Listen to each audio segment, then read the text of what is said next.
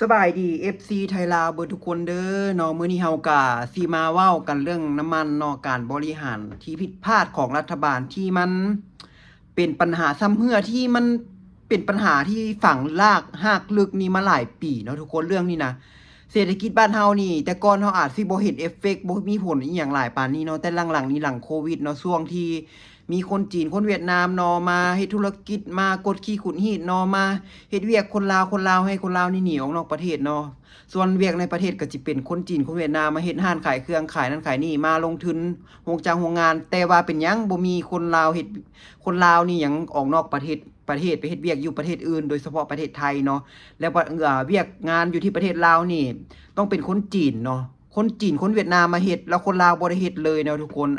เฮาไปเบิ่งเลยเนาะเขียวเห็นแวบแรกเนาะคลิปนี้เขียวก็คิดว่ามีงานบุญบังไฟบ่หรือว่าแม่นงานอีหยังเนาะคนเต็มเลยเนาะทุกคนเฮาไปเบิ่งคลิปกันก่อนเนาะทุกคนทางนี้นี่ไปบ่ได้เลยนี่นะไปก็บ่ได้มาก็บ่ได้อยู่นี่แหละคือนี่เป็นชั่วโมงแล้วนี่นะ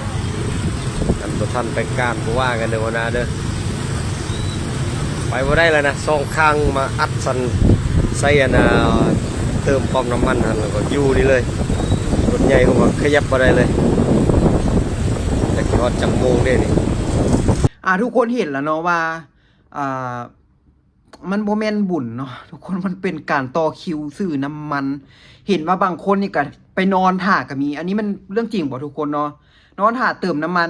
เบิดมื้อเอาได้ซื่อๆได้ทุกคนบ่ได้เฮ็ดหยังละได้เนาะไปเติมน้ำมันก็เป็นมื้อแล้วเนาะบางคนไปไปแล้วก็น้ำมันเบิดบ่ได้ต้องกลับเนาะกลับก็บ่ได้หยังมาคือเก่าเนาะก็ต้องได้ไปซื้อน้ำมันที่เขาขายเนาะที่ขายใส่ตุกขายหั่นนะเนาะตุกละแสนก็มีเนาะโอ้ยตายแล้วทุกคนหาเงินซื้อน้ำมันเพื่อไปเวียกเนาะไปเวียกได้เงินมากับเพื่อมาซื้อน้ำมันไปเวียกเนาะวนเวียนกันจังซี่แล้วเนาะบ่ได้เฮ็ดหยังเนาะทุกคนบ่ได้พัฒนาอีหยังดอกเนาะแล้วก็มีเฮามาเบิ่งภาษีน้ำมันอยู่บ้านเฮาเนาะการเก็บภาษีน้ำมัน ทุกคนเบิ่งเลยว่ารัฐบาลนี่เอาเปรียบประชาชนซ้ำใดเนาะขนาดเจ้าของปั๊มนี่ก็ยังแบบจิขาดทุนเนาะเขียวสิอ่านให้ฟังเลยเนาะโครงสร้างราคาน้ำมันเสื้อไฟในสปป.ลาวต่อ1ลิตรเนาะอันนี้ต่อ1ลิตรเนาะทุกคนต้นทุนเนาะแอดซังเนาะแอดซังพิเศษ 19,499 กีบเนาะภาษีนำเข้า 20%ก่อนส้มไส้ 40% พุ่นน่ะโอ้ยเนาะก่อนมูลค่าเพิ่ม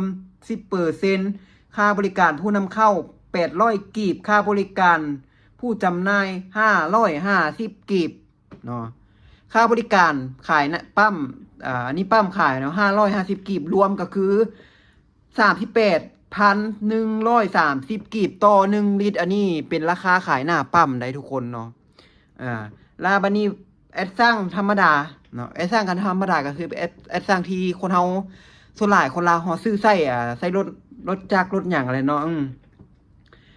ต้นทุนอยู่ที่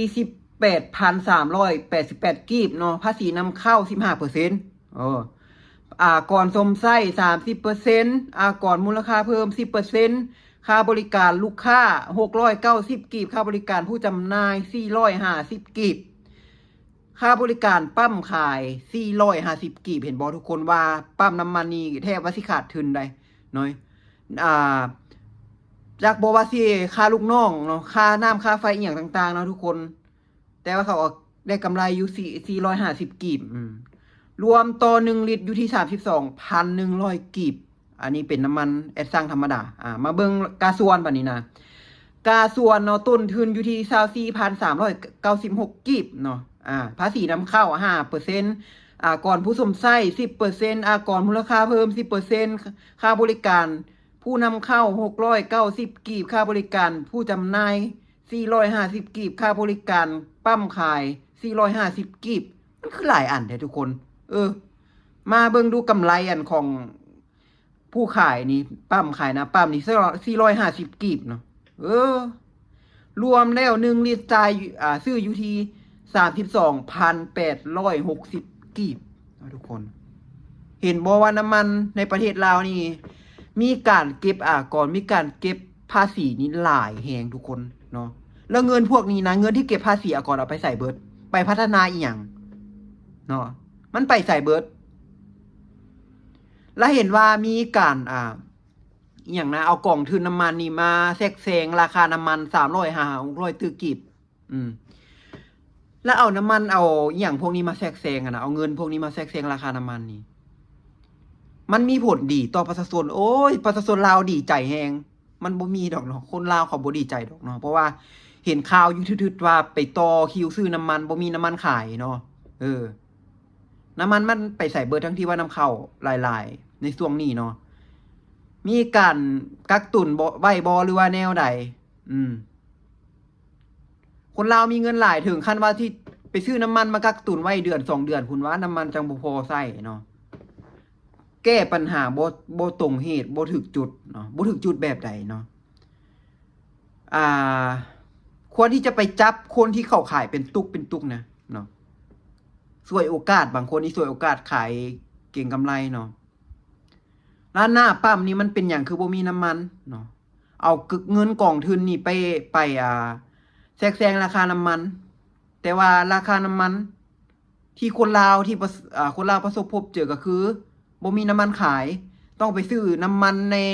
เป็นตุกหั่นน่ะตุกละ150,000บ่ฮู้ว่าตอนนี้ฮอด200,000หรือยังเนาะประมาณลิตรปลายลิตรครึ่งเนาะมันก็โหดเกินไปทุกคนมัน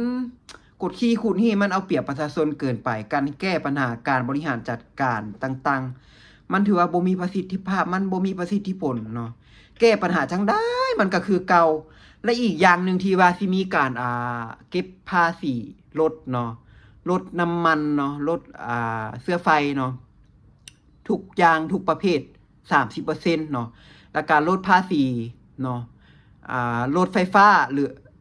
ลดลง 30% ก็คืออยากให้คนลาวนี่มาหันมาสมไส้รถไฟฟ้าหลายกว่ารถกินน้ำมันในช่วงที่วิกฤตมันเป็นช่วงเวลาที่เฮาควรผันเปลี่ยนบ่ทุกคนเนาะมันแม่นช่วงอยู่เนาะ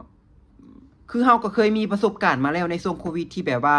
ต่อคิวเติมน้ำมันนี่เนาะแล้วเป็นอย่างคือมาดิ้นมาโหนในช่วงนี้เนาะแล้วมาเก็บภาษีน้ำมันลดน้ำมันนี่นะแม่นไผได้รับผลกระทบประชาชนทั่วไปเลยเนาะเขาได้รับผลกระทบเนาะประชาชนนี้ที่พอมีเงินหลายถึงขั้นว่าที่ต้องเอาเงินนี่ไปซื้อรถขายรถเนาะขายรถกับบ่ฮู้ว่าสิมีคนซื้อบ่ในช่วงสถานการณ์แบบนี้เนาะรถกินน้ำมันนี่แล้วไปซื้อรถไฟฟ้านี่มันมีคนลาวมีเงินหลายปานนั้นพุ่นบ่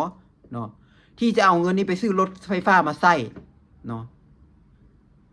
ทิ่มรถกินน้ำมันคิดได้จังไดวะเขียวเห็นภาพเขียวขึ้นภาพบ่ออกเลยเนาะว่าคนลาวเฮาสิอยู่สิกินจังไดที่ว่าสิลดภาษีนำเข้ารถไฟฟ้า30%พอแล้วเนาะ